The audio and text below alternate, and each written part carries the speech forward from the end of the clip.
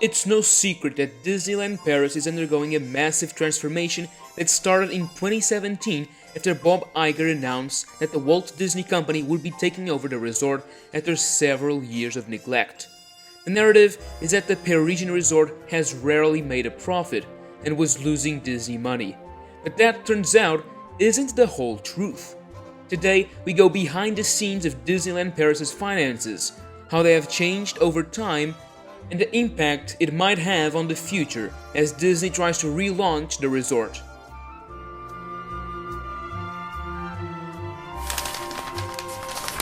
Oh boy!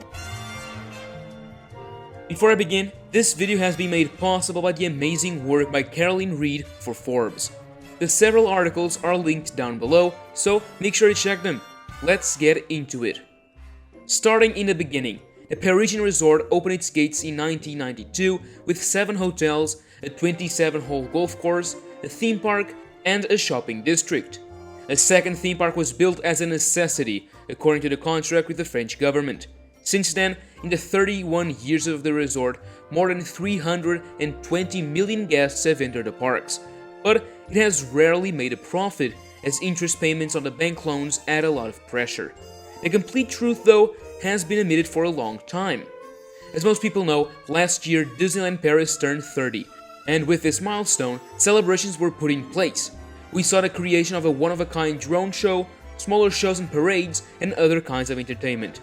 But by far, the biggest one was the opening of Avengers Campus, which kicked off the Walt Disney Studios Park major expansion.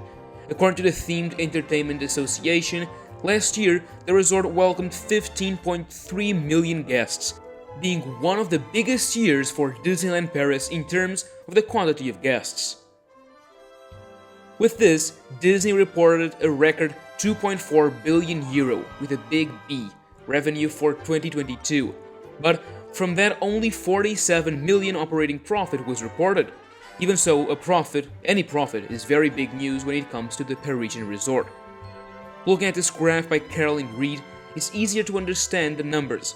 From 2017, after the acquisition by Disney, we saw a huge increase in revenue, while the profit remained close to none. 2020 and 2021 came along, which saw the parks close for several months of the year.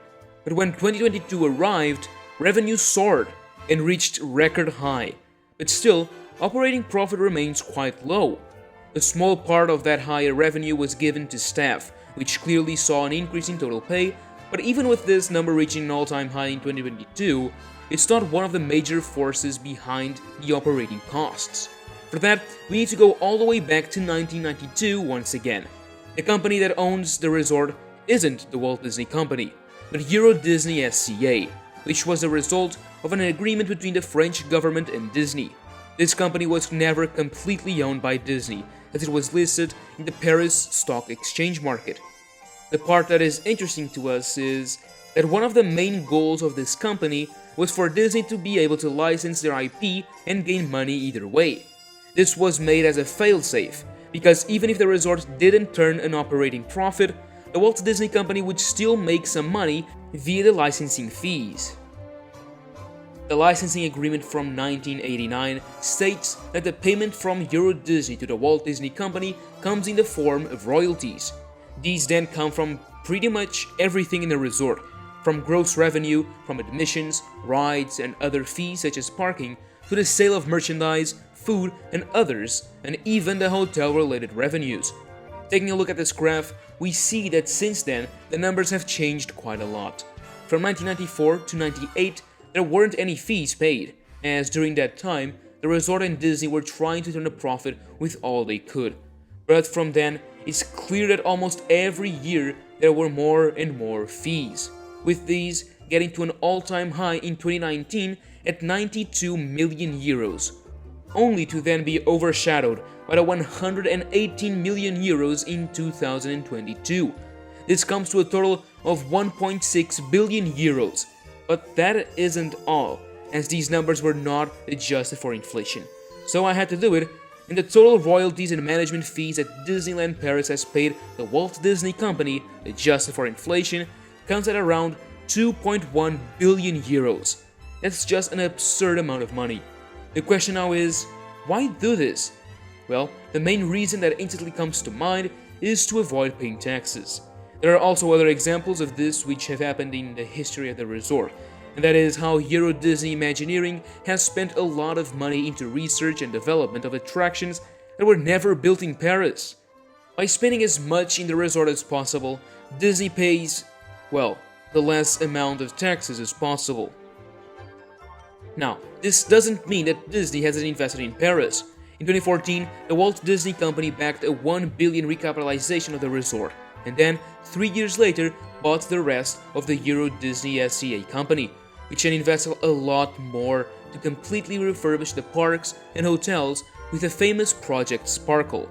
But one might ask, if they were making money from licensing fees all along, why spend money on purchasing the whole resort? And that's where the next chapter begins. Bob Iger's master plan for the Parisian resort.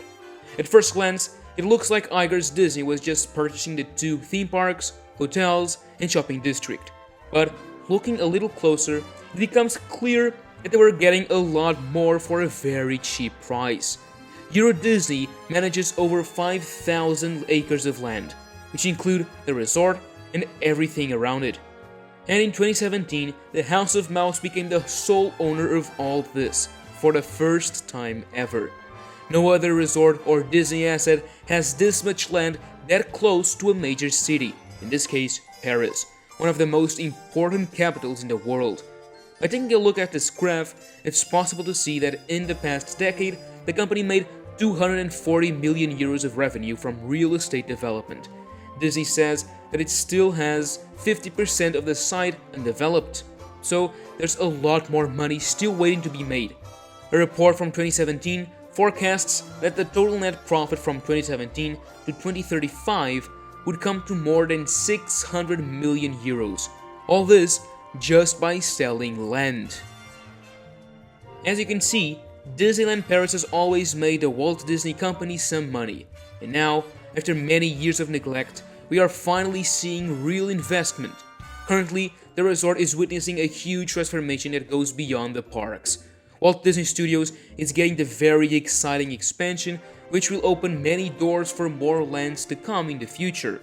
Rumors also indicate that many new experiences are being worked on for both parks, which ties in with the record-high Euro Disney Imagineering costs that have been reported in the past few years, which reached an all-time high 47 million euros in 2022.